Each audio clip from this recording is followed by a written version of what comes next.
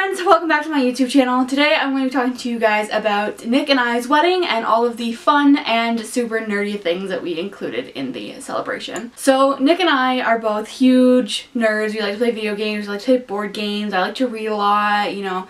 We're those people, and so it was kind of important for me and for him to have lots of like our own personality in our wedding ceremony and reception, and for it to be very us, which meant that it had a lot of references to those video games and board games and things that we love so much. Especially since, especially for Nick, it's been since his childhood that he's been interested in these things, so they're very important to him, and I get that, and they've become very important to me. So yeah, I have a list here of all the different things that we had in our wedding that I would consider to be like a nerd theme, and yeah, maybe it'll give you a little bit of inspiration for your own upcoming wedding if that's what you're doing right now, and if not, it'll hopefully just give you a little smile. So the first topic that I'm going to cover is the music that we had. There's a lot of nerdiness happening in the music, so I'll give you a breakdown. So I had a short playlist made up for when people were arriving, kind of like the prelude to the ceremony, like while people are sitting down, and that included things like Lord of the Rings soundtrack, Legend of Zelda soundtrack, Star Wars, Pokemon, Super Mario, all those kinds of things. They were covers of those songs, so it wasn't like the original like 8-bit music. It was a cover, so it was either like a symphony cover, or there was a couple violin covers, a couple piano covers, stuff like that, to make it sound a little bit more classy. But like if you're really paying attention, you'd like be able to tell that, you know, something was a little off. So that was the music that was playing while people arrived. For the processional, we had the Legend of Zelda main theme play.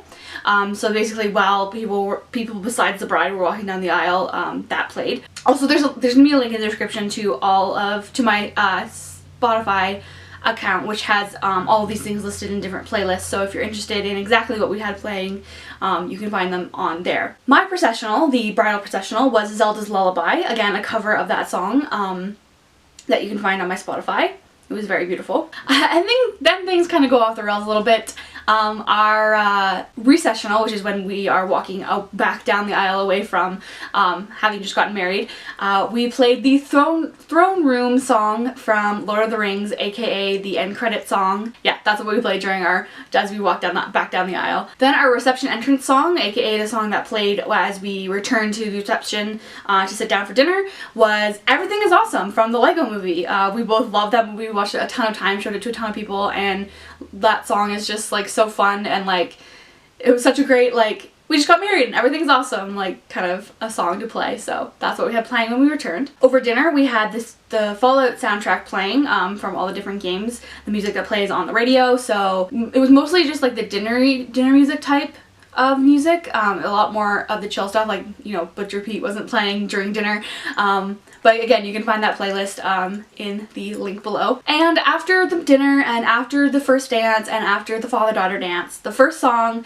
to start off the night of dancing and drinking and partying was Never Gonna Give You Up by Rick Astley. Yes, I rickrolled my wedding.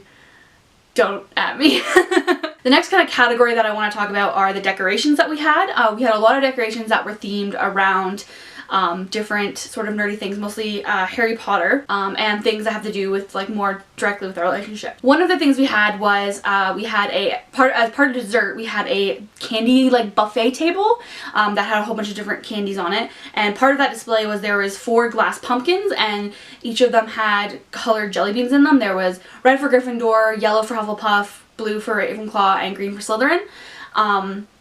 And so that kind of like represented like the house points or something like that. There was also a fireplace in the main reception room, and we chose to decorate that as kind of like I can't think of another word besides shrine, but shrine is such a creepy word.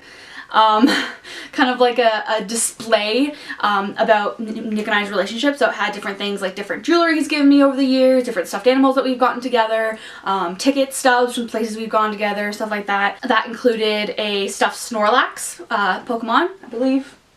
Is he in the background right now? No, he's downstairs. So, yeah, all the things that were in the display are actually not here right now. But it was a Snorlax, stuffed creeper that I actually hand sewed him in high school because I didn't have enough money to buy him an actual present. A Valentine's Day card that I made entirely of react faces or rage faces.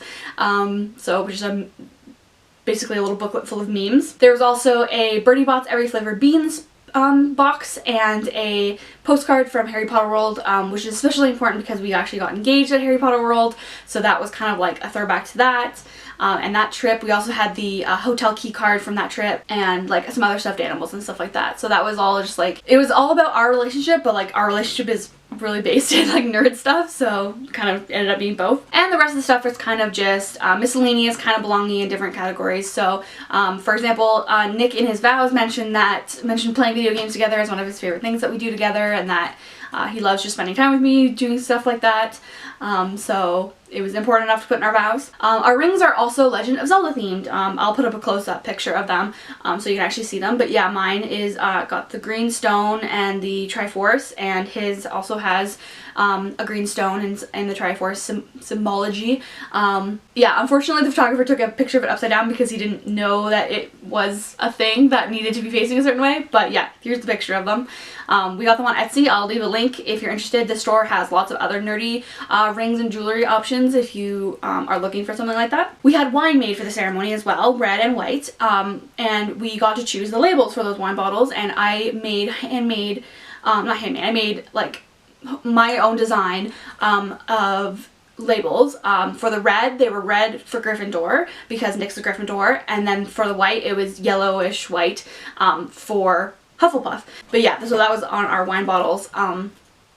And I was really happy with those. Those were really cute. And finally we had our guest book, which is a big silhouette of the Hogwarts castle, and it has a little owl in the middle, a silhouette of an owl that says our names and the date of our wedding. And basically it was like a drop guest book, so there was like these little hearts that people would sign their names on it, and then they would drop it into the house or into the thing, and it would, I'll get a picture of it and then it would make a little bit more sense. But yeah, and so that was also Harry Potter themed, and we'll be able to put it up on display. Haven't gotten to that yet because I don't really have a place to hang it in this house.